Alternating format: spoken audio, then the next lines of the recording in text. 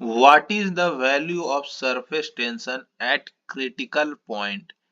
ठीक है, थर्मोडायनेमिक्स को मिला दिया गया फ्लूइड मैकेनिक्स के साथ। ठीक है, तो बेसिकली आंसर इसका है शून्य। ठीक है, क्यों?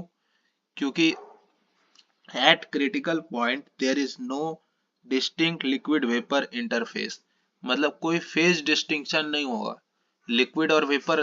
ये देखो, ये कर्व जो है सैचुरेटेड लिक्विड कर्व है, ये जो कर्व है सैचुरेटेड वेपर कर्व है। यहाँ पे saturated liquid liquid liquid liquid, यहाँ saturated vapour vapour vapour vapour vapour, और इस पॉइंट पे जाके दोनों मिल रहा है।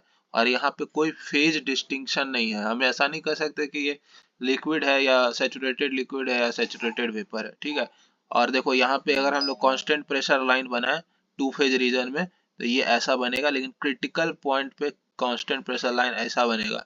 यहाँ कोई लेटेंट हीट नहीं होता है। ठीक है, और थोड़ा सा सरफेस टेंशन का कॉन्सेप्ट अगर देखा जाए, तो बेसिकली सरफेस टेंशन क्यों आता है? अनबैलेंस्ड कोहेशन के वजह से आता है। ठीक है, जैसे ये सरफेस के अंदर वाला जो मॉलिक्यूल है ना, ये सब तरह से बैलेंस्ड है। ठीक है, तो इसके अब जैसे सरफेस के ये वाला मॉलिक्यूल है सरफेस वाला, इसके ऊपर एक नेट अनबैलेंस अनबैलेंस कोहेशन है। ठीक है, जिसके वजह से सरफेस थोड़ा सा बेसिकली सरफेस में एक तनाव है। ठीक है, उसी के कारण ये आता है सरफेस टेंशन।